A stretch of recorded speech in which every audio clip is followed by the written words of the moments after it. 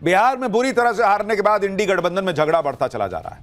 बिहार के नतीजे देखने के बाद कांग्रेस के नेतृत्व पर सवाल खड़े हो रहे हैं। यूपी में समाजवादी पार्टी के नेता भी कह रहे हैं कि इंडी गठबंधन की कमान कांग्रेस नहीं संभाल पा रही। समाजवादी पार्टी के नेता रविदास मेहरोत्रा ने कहा है कि हमारे लाखों कार्यकर्ता चाहते हैं कि अखिलेश यादव इंडी गठबंधन की अगुवाई करें।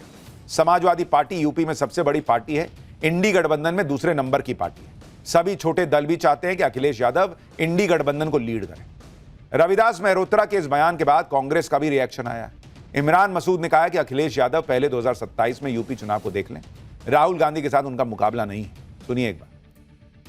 पहले यूपी लीड कर लेना, अभी तो 27 है, अभी 27 आ रहा है ना, 27 की बात कर लेंगे। राहुल जी का कोई मुकाबला नहीं है, राहुल जी का कोई किसी से मुकाबला नहीं है। राहुल जी जितना उसके साथ लड़ाई लड़ते हैं, राहुल जी का कोई मुकाबला नहीं है। उधर टीएमसी वाले चाहते हैं कि ममता बनर्जी इंडी गठबंधन की नेता बन जाएं। टीएमसी वैसे ही बिहार के नतीजे देखकर घबराई हुई है। ऊपर से नरेंद्र मोदी ने बिहार जीतने के बाद बंगाल का नाम लेकर माहौल सेट कर दिया। इससे बंगाल में बीजेपी और टीएमसी की सियासी लड़ाई तेज हो गई। आप देखिए कि बिहार जीतते ही किस तरह से बीजेपी बंगाल में एक्टिव हो गई। बंगाल में बीजेपी एकता यात्रा निकाल रही है, उधर टीएमसी एसआईआर के खिलाफ वोट रक्षा कैंपेन चला रही है। बीजेपी अवैध बांग्लादेशियों के भागने पर टीएमसी को घेर रही है। टीएमसी बंगाल में बीएलओ की मौत को एसआईआर का अत्याचार बता रही है। यानी बंगाल में अवैध बांग्लादेशी एसआईआर के मुद्दे पर बीजेपी और टीएमसी आमने सामने हैं। बंगाल में इस वक्त अवैध बांग्लादेशियों के वापस बांग्लादेश जाने के वीडियो भी वायरल हो रहे हैं। इन्हीं वीडियो को लेकर बीजेपी टीएमसी को घेर रही है। पश्चिम बंगाल में वोटर लिस्ट फाइनल करने के लिए 4 नवंबर से एसआईआर की प्रक्रिया चल रही है। उसी के बाद से खबरें आने लगी थी कि पश्चिम बंगाल से चोरी छिपे बॉर्डर पार कर बांग्लादेश लौटने वाले घुसपैठियों की तादाद बढ़ रही है। यह तस्वीर पश्चिम बंगाल के उत्तर 24 परगना जिले की स्वरूपनगर की है, जहां का हकीमपुर बॉर्डर पोस्ट बांग्लादेश से लगता है।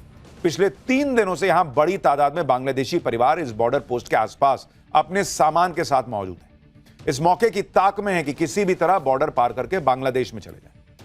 आरोप है कि ये सारे अवैध बांग्लादेशी हैं जिन्होंने बिना कागजात के भारत में घुसपैठ की थी और अब यही वजह बांग्लादेश वापसी में उनके लिए मुसीबत बन रही है। बिना कागज के बांग्लादेश बॉर्डर पार करने का मतलब सीधा बांग्लादेश पुलिस के डिटेंशन सेंटर में जाना, और एसआईआर प्रक्रिया के दौरान बांग्लादेश में रहने का मतलब अवैध घुसपैठिए के ठप्पे के साथ जेल की सलाखों में जाना। भारत में रहने पर बंगाल में बिना कागजातों के कई सालों से रह रहे ये घुसपैठिए पहले कभी मानते तक नहीं थे कि वो बांग्लादेशी हैं, लेकिन एसआईआर की प्रक्रिया के डर से अब वो खुद कह रहे हैं कि वो बांग्लादेशी हैं और अपने घर लौट रहे हैं। आप उत्तर 24 परगना के हकीमपुर बॉर्डर पोस्ट से टाइम्स नाउ नव भारत संवाददाता रिदिता की ये एक्सक्लूसिव रिपोर्ट देखिए। एसआईआर शुरू होते ही बंगाल का जो पॉलिटिकल परिस्थिति है वो काफ़ी टेंस्ड हो चुका है। अभी हम लोग जहाँ खड़े हैं वो है हकीमपुर चेक पोस्ट, और हकीमपुर चेक पोस्ट में जैसे कि आप देख सकते हैं ये विजुअल, ये 100 से ज़्यादा बांग्लादेशियों या जिन लोगों के पास प्रॉपर लीगल डॉक्यूमेंट्स नहीं था भारत में रहने के लिए, उन लोगों का भीड़ जम चुका है। और ये सिर्फ एक बॉर्डर का तस्वीर नहीं है, वाकई ये बहुत ही सारे बॉर्डर्स का तस्वीर है जहाँ नोदिया भी आता है, कुछ बिहार भी आता है। पर इन लोगों के पास डॉक्यूमेंट्स नहीं था, फिर भी ये लोग कैसे रह रहे थे बंगाल में। और नॉर्थ 24 परगना जहाँ ये जगह है वो काफ़ी 3 घंटे का दूरी में है, एकदम सिटी के नज़दीक, कोलकाता के नज़दीक। कैसे रह रहे थे ये लोग, इधर लोगों से पूछ लेते हैं। दादा आप कब आए हो? करीब 20 साल पहले। 20 साल पहले इधर कैसे आए हो? कैसे मतलब मेरे पापा और मम्मी के साथ आए थे, तब मैं बहुत छोटा था। मेरे आँखों में प्रॉब्लम है, तो उनको किसी ने कहा था कि इंडिया में आके डॉक्टर दिखाने से ठीक हो जाएगा। हाँ। इसलिए मुझे लेकर आए थे। उसके बाद फिर जा नहीं सके यहाँ। क्यों नहीं जा सके? क्योंकि हम इनलीगल तरीके से आए थे, इसलिए जा नहीं पाए। तो इलीगल तरीके से आए थे, इधर कोई लीगल पेपर कुछ बनाए थे उसके बाद? नहीं, उसके बाद कुछ बना नहीं पाए थे, क्योंकि कुछ बनाने के लिए तो पुराना कुछ डॉक्यूमेंट्स जो है दिखाना पड़ता है जी। वैसा तो कुछ था नहीं, इसलिए दिखा नहीं पर पाए। आप जब डॉक्टर दिखाने जाते थे या कंसल्ट करने जाते थे तब आपका कुछ मांगते नहीं थे, आईडी प्रूफ या कुछ सर्टिफिकेट? नहीं, ऐसा कुछ तो मांगते नहीं थे। कभी ऐसा कुछ ज़रूरत पड़ा नहीं है जी। तो जहाँ रहते थे उधर भी घर भाड़े पे लेने के लिए कुछ लीगल डॉक्यूमेंट्स नहीं मांगे कोई? नहीं, ऐसा कुछ तो कभी मांगता नहीं था। पहले तो इतना कुछ ज़रूरी था नहीं, ऐसे ही दे देते थे। फिर हाँ। हम 20 साल एक ही जगह पे रह गए थे ना। कहाँ रहते थे आप? हम डानकुनी में थे। अच्छा, तो आप लोग अभी क्यों वापस जा रहे हो? वापस अभी जा रहे हैं। देखिए, एक बात जो है, एसआईआर तो हो रहा है, जी।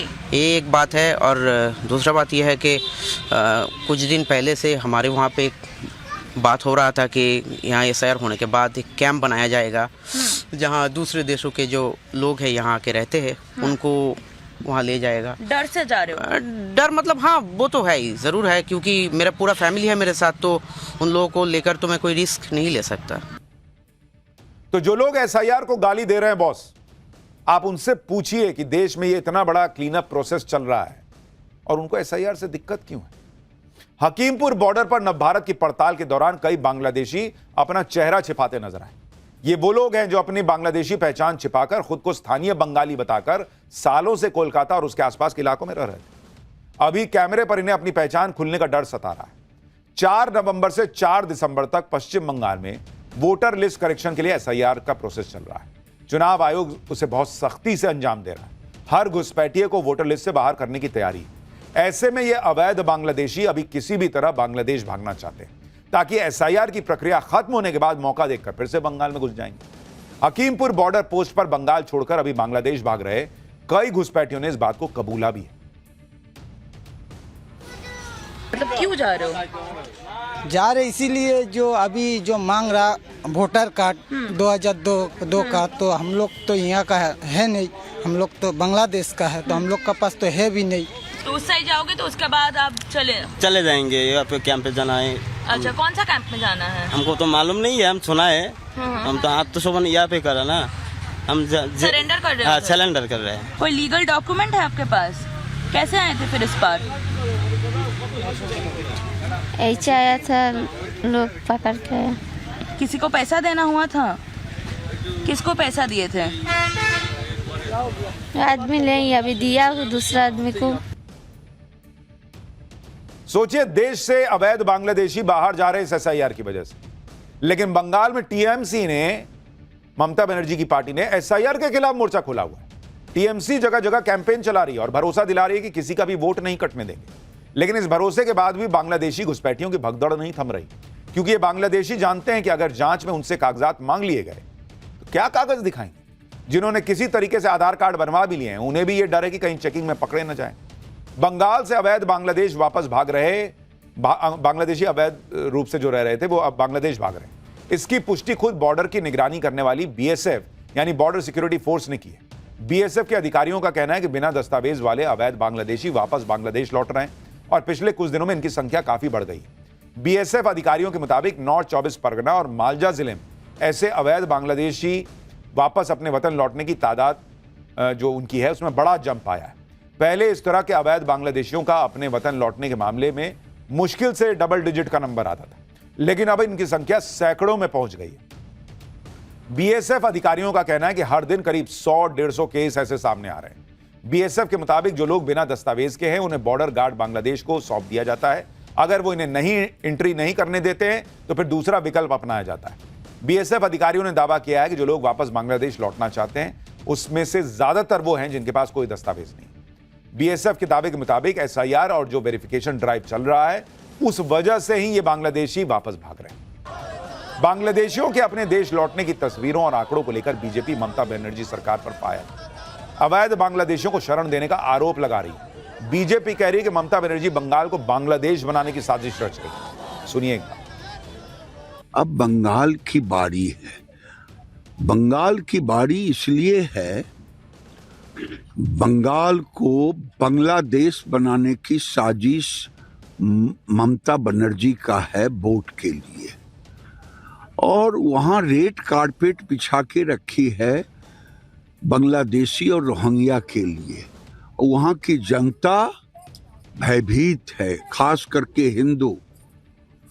तो अब बंगाल में भी इस बार झाड़ू पोछा लगा करके उसको खत्म करना। इधर ममता बनर्जी को घेर रही है बीजेपी, उधर ममता बनर्जी ने SIR प्रक्रिया के दौरान BLO यानी बूथ लेवल ऑफिसर की मौत पर चुनाव आयोग को घेर दिया। ममता बनर्जी आरोप लगा रही है कि आज ही जलपाईगुड़ी में एक और बूथ लेवल ऑफिसर ने SIR के प्रेशर में अपनी जान दे दी। SIR शुरू होने से लेकर अभी तक 28 लोग अपनी जान गंवा चुके हैं। यह सब इसलिए हो रहा है क्योंकि चुनाव आयोग ने बिना प्लानिंग के इन पर वर्कलोड बढ़ा दिया। जो काम पहले 3 साल में होता था वो 2 महीने में हो रहा है। वो भी इसलिए ताकि अपने सियासी मालिक को खुश किया जा सके।